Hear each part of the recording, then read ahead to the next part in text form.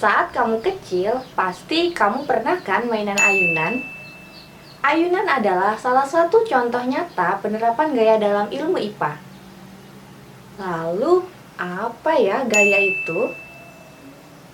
Apakah seperti ayunan tadi?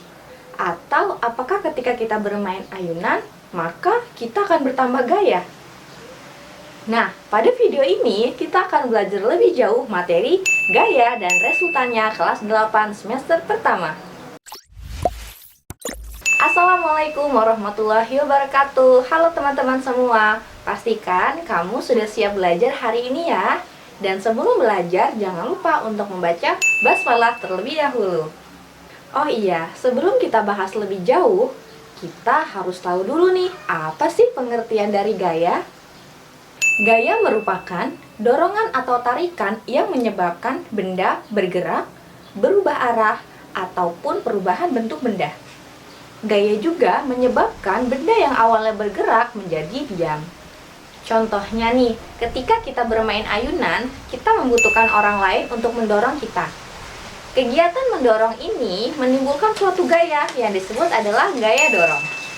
Untuk mengukur nilai gaya atas suatu benda, kita dapat menggunakan alat ukur yang disebut dengan neraca pegas atau dinamometer. Nah, buat kamu yang baru bergabung dengan channel ini, jangan lupa untuk like, komen, dan subscribe channel ini agar channel ini semakin berkembang dan bermanfaat.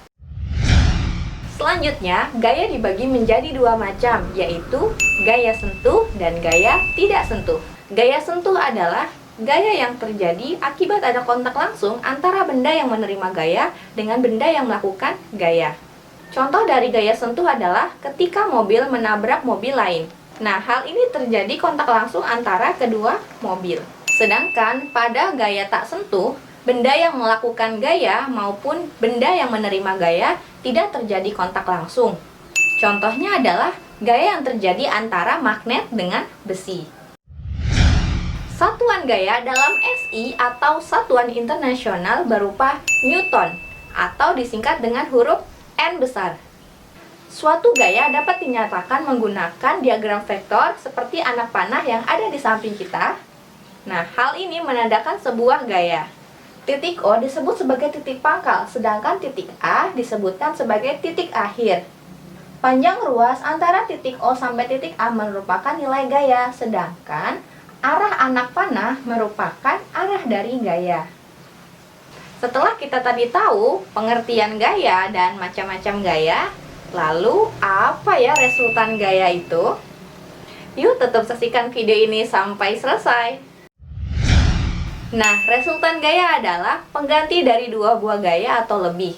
Gaya yang bekerja dengan arah yang sama akan menguatkan, sedangkan gaya yang bekerja dengan arah yang berlawanan akan saling melemahkan.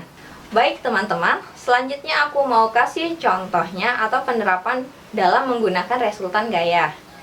Nah, di sini aku tulis gaya. Gaya memiliki simbol F besar dengan satuannya adalah Newton. Ditulisnya dengan N besar. Nah, di sini aku membuat ada sebuah balok yang ditarik dengan 3 gaya. Resultan kita lambangkan menjadi R besar. Nah, karena tadi resultan itu adalah pengganti dari 2 gaya atau lebih. Nah, cara mencari resultannya berarti adalah dengan menjumlahkan ketiga gaya yang dihasilkan. Berarti F1 ditambah F2 dan ditambah F3. Ini adalah resultan yang didapatkan dari ilustrasi gambar balok berikut. Berikut ini adalah rumus resultan gaya berdasarkan arah gayanya.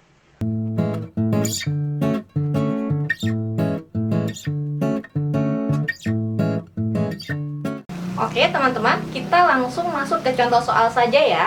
Di sini ada sebuah balok yang terdiri dari 2 gaya. Jika F1 bernilai 4 Newton dan F2 bernilai 5 Newton, maka berapakah resultannya?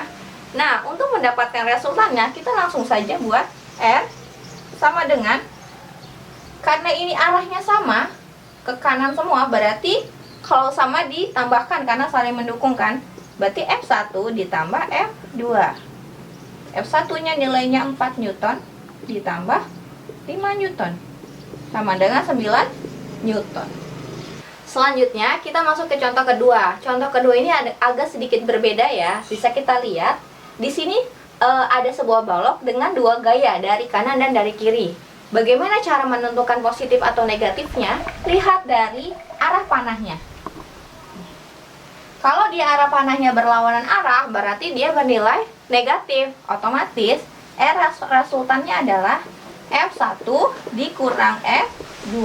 Kenapa negatif atau minus? Karena F2 itu berlawanan arah dengan arah dari F1. Begitu. Kalau contoh kasus yang pertama tadi kan arahnya sama, berarti dia positif. Jika arahnya berbeda seperti ini, maka negatif. Langsung kita masukkan angkanya. F1 nilainya 10 dikurang F2-nya adalah 2, hasilnya 8 Newton. Oke teman-teman, yang ini adalah contoh ketiga untuk resultan gaya. Di sini ada sebuah balok, yang tadi 2, sekarang aku buatnya 3. Nah, bagaimana cara mencari resultannya? Yang perlu diperhatikan adalah lihat arah panahnya. Jika dia searah maka positif, jika berlawanan arah maka negatif.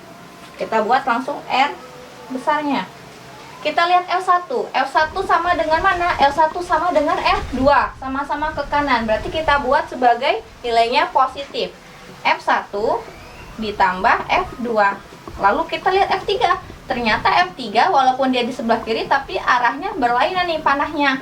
Berarti dia negatif dikurang F3.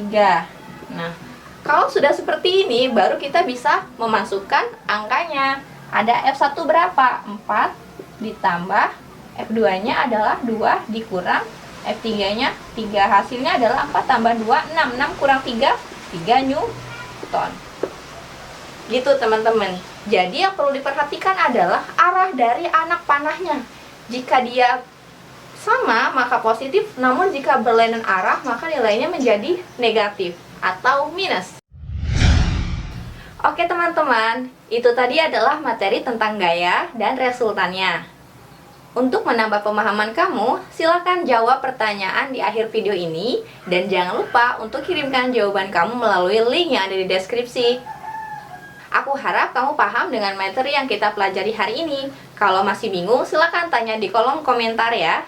Tetap semangat belajar di rumah. Assalamualaikum warahmatullahi wabarakatuh.